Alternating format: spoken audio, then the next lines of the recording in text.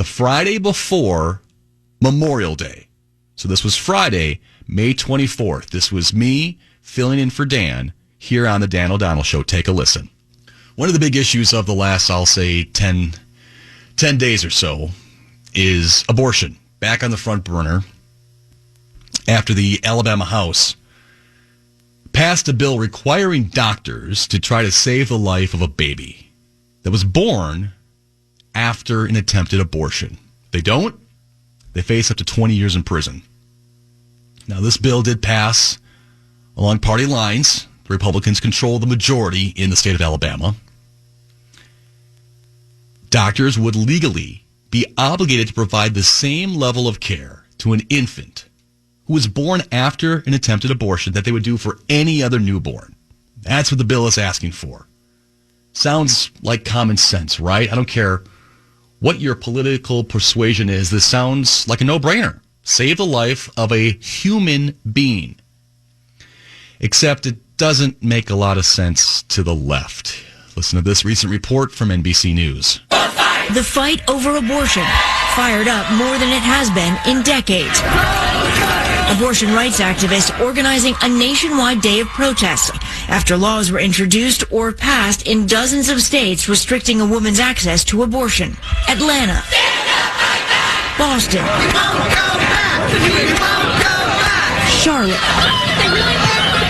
including the steps of the Supreme Court, where Democrats running for president in 2020 joined them. Women's rights are human rights.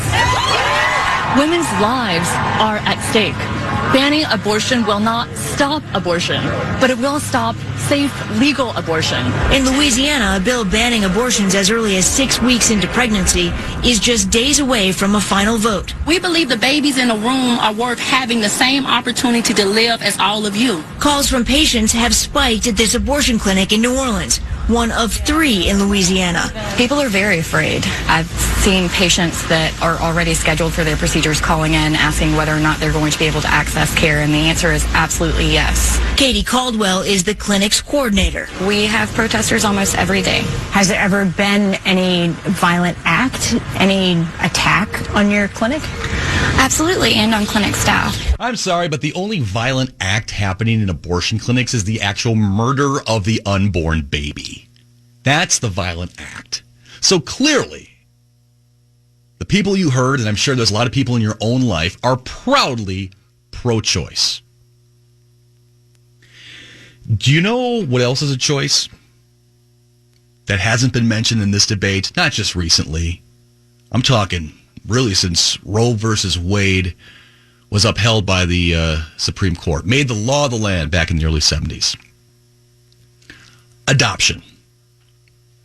Adoption is a choice that certain women who don't want to keep their babies can do. But many pro-abortion rights people believe it's immoral to compel a woman to carry a pregnancy that she doesn't want, especially if that pregnancy is a result of a rape or incest. We've heard a lot about that over the last few days, haven't we? But even among American women, for whom carrying a child to term would be safe, adoption is, quite honestly, a very unpopular course of action. I was doing a little research last night. The exact estimates for all women, they're a little hard to come by, but I did see something from the CDC that said among never married women, 9% of them chose adoption before 1973. Why is that year important? Well, that's when Roe versus Wade legalized abortion. The figure was a little bit higher for white women, 19%. You fast forward, by the mid-'80s, that figure was 2%. And in 2002, the last year that the CDC was looking at data, the number, 1%. Let's put some raw numbers behind this. In 2014, just 5 years ago, there were 18,000 children under the age of 2 who were placed with adoption agencies. That same year, 2014, there were 1 million abortions. Now, the available research on adoption it's it's relatively unpopular and it's very unlimited at this time. But there are some studies that suggest that women who are deciding between adoption and abortion, listen to this, they find that adoption is more emotionally painful than abortion. And the reason kind of complicates the overall narrative. Now, there are some who think, as a white male, a Gen Xer like I am, I shouldn't even be having this discussion. I'm sorry. It's the left who put abortion on the front burner again.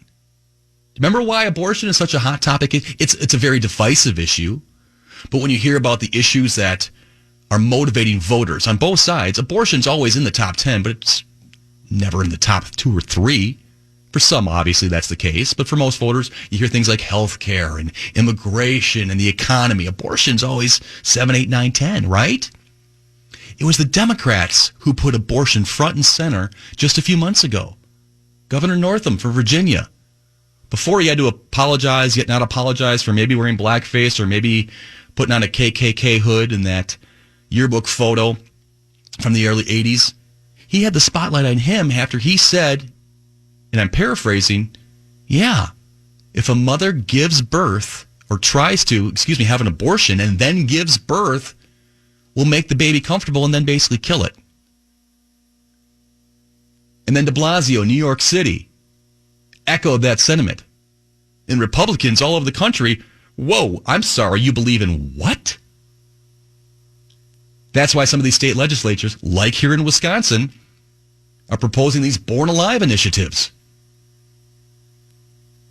While there's a lot of people on the right who aren't in agreement on when it should be legal to have abortion, 6 weeks, 20 weeks, etc., you would think, most would agree that once the baby is born, I'm sorry, that's no longer abortion. It's murder even if the woman is pregnant, but it's extensively murder after the baby is born. So it's the Democrats who put this issue right back on the front burner. And I'm proposing a different angle to think about. For the most part, women are not choosing abortion instead of adoption. In fact, both adoption and abortion rates have fallen over time. It's good news. While births to unmarried women have been on the rise over the last couple of decades, a lot of people believe because of that, women are now choosing between abortion and parenting. And more unmarried women are choosing parenting if they choose not to have an abortion. Why is this? Well, I think one of the reasons may be that the move away from adoption is part of the historical trend towards the stigma that was there in the last, say, 2 or 3 decades of an unwed mother having a baby. Again, I'm a Gen Xer. I'm old enough to remember girls, and that's what they were in high school, being pregnant. Ooh, Susie's pregnant and she's a sophomore. I'm guessing it was even worse farther back. So the thought of that woman, girl, giving the baby up for an adoption wasn't front and center because that means she'd be carrying the baby to term, hence the abortion. Meanwhile, a lot of pregnant women who don't wish to become moms seem to have a very dim view of the adoption process. There was a study that came out just a couple of years ago, 2017, Women's Health Issues. These researchers relied on what's called the Turnaway Study. That was a 5-year look at women who sought abortions in 30 different clinics around the U.S. between the years 2008 and 2010. The study interviewed just under 1,000 women. I know there's a lot of numbers, so I'm going to go slow. 161 of them went on to actually give birth, and 15 of whom chose adoption. They also had more in-depth conversations with 31 of the women, which 16 of them actually had an abortion. The rest didn't. What the authors found was the women seem to consider their options like this. At first, they'll seek an abortion. And if they can't afford one or don't have access to one, Then they might consider adoption. But the default is to, if they don't want their child, have the abortion. A week or so after being denied that abortion, 14% of those women that they talked to said they would then consider putting the baby up for adoption instead. But ultimately, only 9% of those women who were denied an abortion actually chose adoption. The rest of them went on to just have the baby and become a parent. Meanwhile, none of the 16 women who did get the abortion, adoption wasn't even on their radar. The mothers who did choose adoption ultimately reported that they were happy with their decision. But at least initially, they felt that giving their child up for adoption was very traumatic. Almost all the birth moms experienced grief after they placed their child up for adoption. It was a hard choice, and not a lot of them were interested in making it. That according to this research, which was done a couple of years ago. In the same study, a lot of the women expressed an unwillingness to give their baby up after they carried it to term and then giving it birth. There was a lot of emotional feelings attached to this baby that they barely knew, and that's understandable.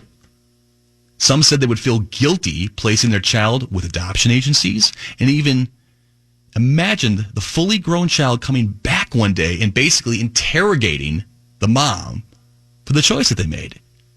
Here's one of the quotes from the women they interviewed. By the time they're delivering the child, women felt bonded to the pregnancies and their children. And that made it harder, even though the original plan was to give the baby up for adoption, to actually go through with it. The authors also performed a really small study on moms who placed their children with adoption agencies from, big time frame here, 1962 to 2009.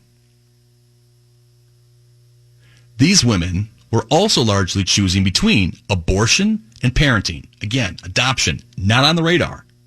Rarely was adoption the preferred course of action, even among these women who were not recruited from abortion clinics like Planned Parenthood. A majority of these women described their adoption experiences as negative. And most of the negative experiences involved closed adoptions. What's a closed adoption? It's where the birth parents have literally no contact with the child. Now, today, open adoptions are much more common than they were even 10 years ago. And a lot of experts and families believe that this creates a much healthier situation for both the parents and the kids. In another study of women seeking abortions, this one happened in 2005, 1/3 of women considered adoption, but concluded that it was morally unconscionable because giving one's child away is wrong. That blows me away.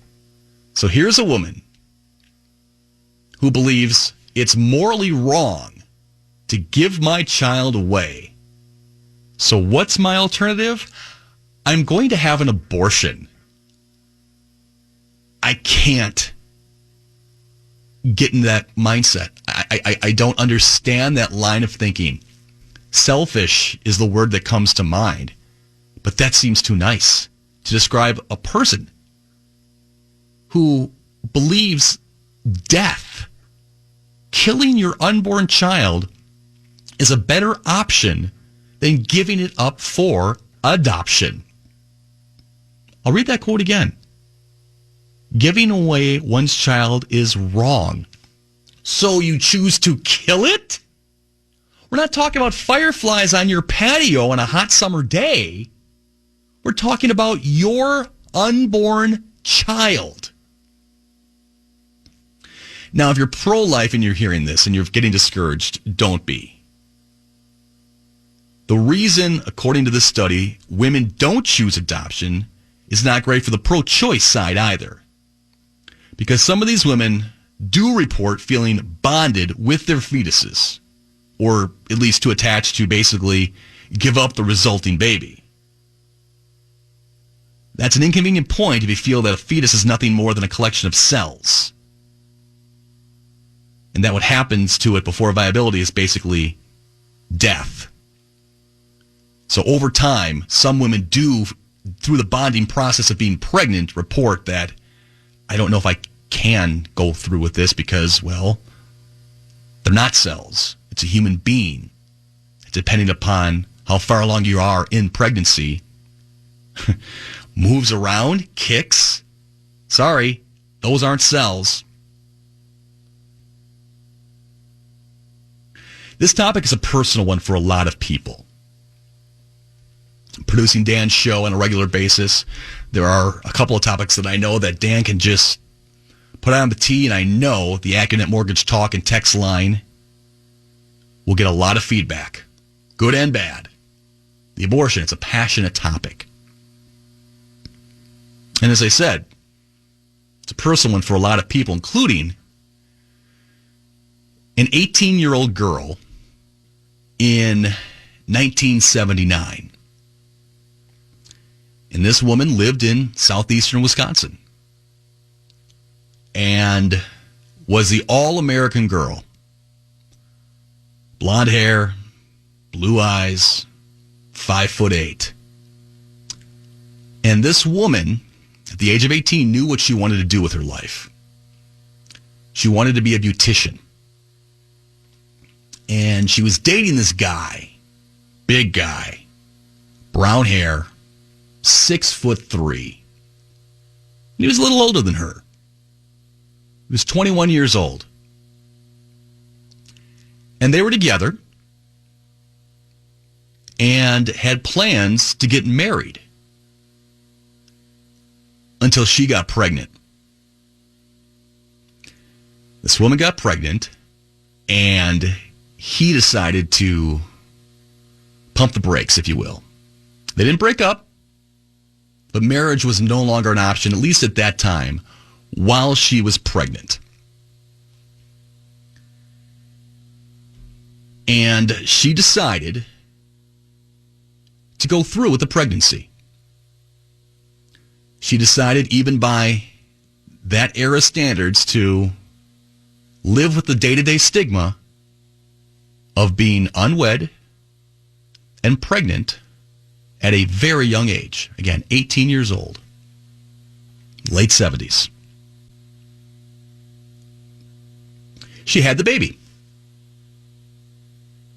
She decided to choose life over abortion. But still, that woman was pro-choice. She chose to give birth and give up that baby for adoption. And everything I just described to you happened 40 years ago today. I know this because that baby is the person you're listening to right now. Today is my 40th birthday. I was born at 6:23 in the morning. And I would not be here right now. I would not be married, which I am. I would not have two great kids, which I do. Two fantastic parents. And a younger sister, by the way, who's also adopted. If my birth mother, who I've never met, don't even know her name, don't even know if she's alive, to be honest with you. On the flip side, she literally could be listening to me right now. No clue. None of that would be my reality right now if that woman was pro-abortion. Not pro-choice, pro-abortion. If she looked at me as a sack of cells, my body, my choice. Insert all the other slogans being used by the left right now. If that was her viewpoint, yeah, I wouldn't be here. No, that woman was not pro-abortion. She chose life. She chose to give her baby, me, up for adoption. And I am extremely lucky because a lot of babies didn't have that opportunity. And I'm very, very grateful that she did.